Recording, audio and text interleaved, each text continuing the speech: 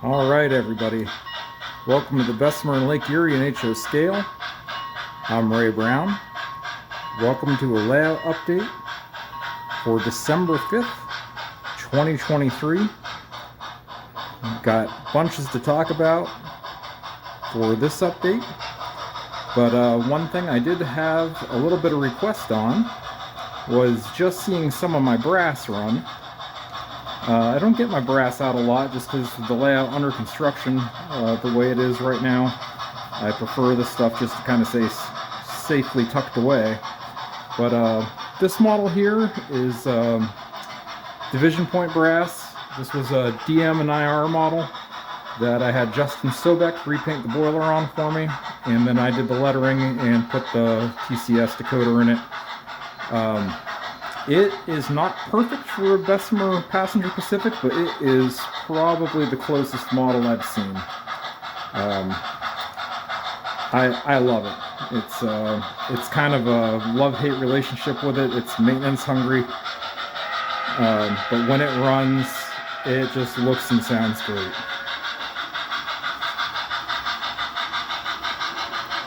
I'm really looking forward to seeing this run during op sessions.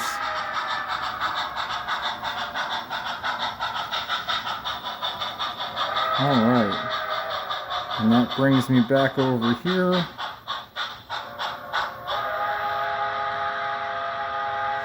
to the south end of Queen, which is where we left off last time. We'll just talk about my Bessemer passenger cars here a little bit. These are Bachmann models. They were New York Central. I relettered them for Bessemer and put the people in them. Ashley Gershon helped me on that. And I have two more coaches that aren't on this train, and I have another RPO baggage car that I'm working on. But the car numbers, the 23 is saved. It's on the Everett Railroad. I have a picture of me with this model standing in front of the real life 23. And the coaches, there's a video on YouTube if you search for the last runs of the Bessemer Bullet. I kept rewatching that video and I tried to pull the car numbers off the train that was in that video. But they're fairly accurate. And yeah, did a bunch to make them roll better. And you know, I took the Bachmann lighting out of them, put in the Rapido easy peasy lighting. It's a lot better. But on to a couple other things. One thing here, mail call. I got Digitrax BD4N for block detection and an SE74. So my plan here, something I wrestled with a long time in the beginning stages of this layout was, am I going to signal it or not? And even farther back than that, I wanted to model Bessemer in the steam era. But, you know, and it was still double track. But very rapidly, the steam engines went away, signaling came in, and they tore up the second track. All that happened in the span of a few years. So there's a lot of stretching that could be done, but simply to say, it wouldn't be prototypical to have double track and signals. However, as I've been in operating sessions with my local NMRA group, Division 12, and thinking about how I'm going to operate this layout, I think signaling is just going to make it so much easier, and I think signals are cool, so I'm just going to signal it anyway, and to heck with the prototype. So anyway, my plan here is at every control point. So like I got, you know, the south end of Queen here. I will basically set these up to act like a tower. So the SC74 will have control of the signals and the switches. The 4-block detection will take care of 1-track, 2-track in the interlocking, and 1-track, 2-track in the next section. And, you know, this section would have been handled by the previous tower. and just communicate it all that way. So this is me just kind of taking my first steps into that. I've never really done this before. Lucky for me, I've got a couple guys in the group that are wizards with this stuff, so if I get stuck, I'm sure they can help me. All right, so to that end, where am I at on layout progress? So this is where we left off. So let me just pan around here so you kind of get where we're at. We've been working the second deck, coming down through Mercer, Lime, and Stone, and through Branston, down around the Grant Mine. That's the interlocking I did the whole series on hand laying turnouts in place. We came up through Queen Junction at the Western Maryland's going to kind of hug the wall. Western Maryland, Western Allegheny Division. And last time I updated, we were up to here at the south end of Queen. So now we've got tracks laid down around this end. I'm going to take a spur off here and just kind of do a parallel track around the turnaround here, tie back in over here, and that will be tassel loader number 3. We'll have a turnout here for Bell Brick and Block and DJ Joseph Scrap. Be some good industries, and we're up here to CN Tower, which will be the north end of Butler, the very north end, and that's where we're at. So everything's powered up to here. So I got to come around this corner. I'm going to do the overpass here in Butler at Monroe Street, and that's all I got left to do to finish the main line. So yeah, I'm pretty excited. This has been a long time coming. So about that bridge, I built the microengineering kit for the through girder that will go on the end, and then I really wasn't looking forward to putting together all these microengineering deck girders, and just the cost of them. I'd have to get, there's 5 sections each track, I'd have to do 10 of them, and about $20 a piece. For that price, I just went out and upgraded my printer. So these are printed, and this is just as they came off the printer. I drew these in SolidWorks. I bought one microengineering kit just so I could put my calipers to it and kind of copy it. But as you can see, turns out pretty good. I didn't put the diagonal bracing on the top because, number one, you won't be able to see it under the bridge track, and it would have made it more difficult to print. There's no good way to support that.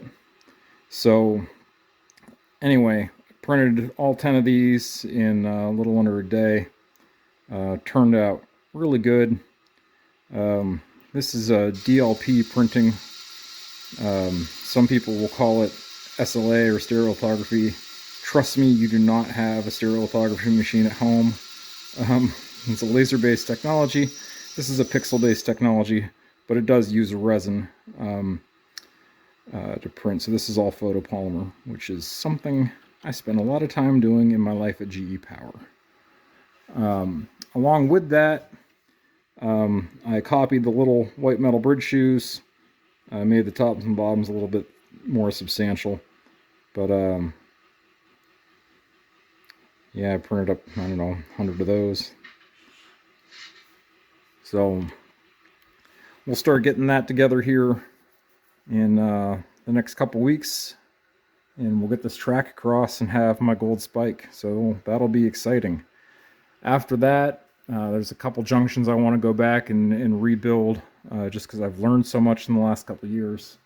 And then we'll start building out yard sidings, and I have to build out the Erie branch. I kind of get down the hill here and just stop, and I got a lot of track work I could get in down on the lower level.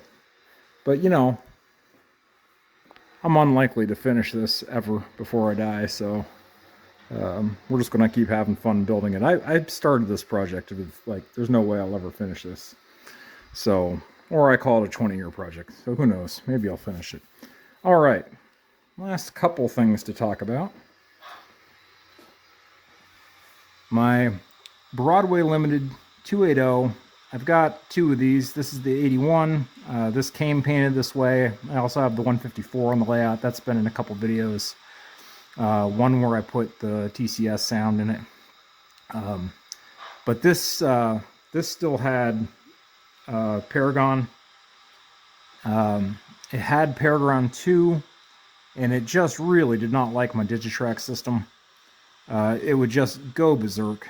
And I actually upgraded it. I put Paragon 4 in it, and that seemed okay for a while. I troubleshot it with some guys in the group, and that seemed okay for a while.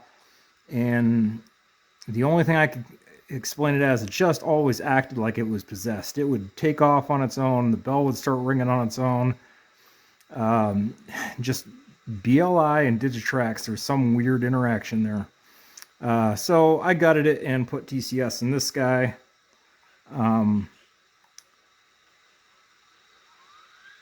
I'm a big fan of TCS anyway. I try to standardize on it.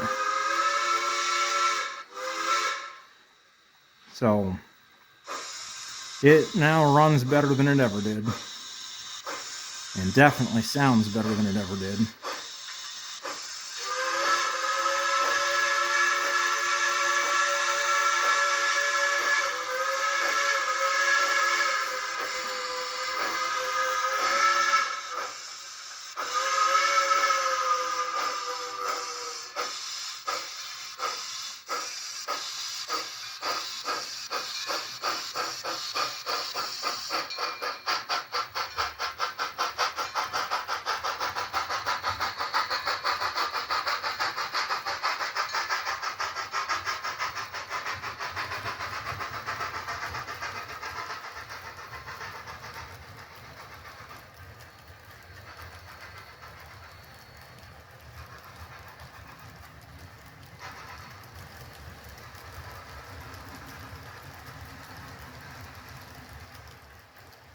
And last thing, shout out to my buddy Austin Allard.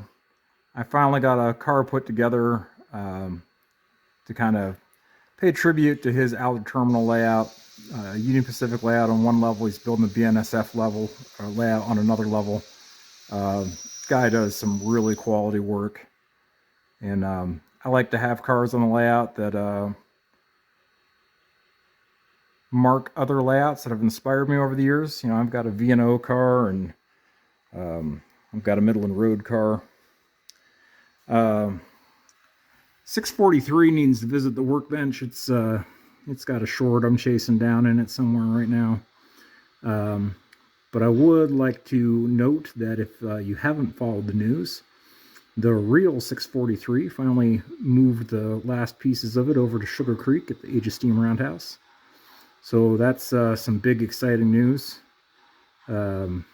Definitely a project worth following. I'm sure they're going to make it look like $1 million. All right, and that pretty much is a wrap.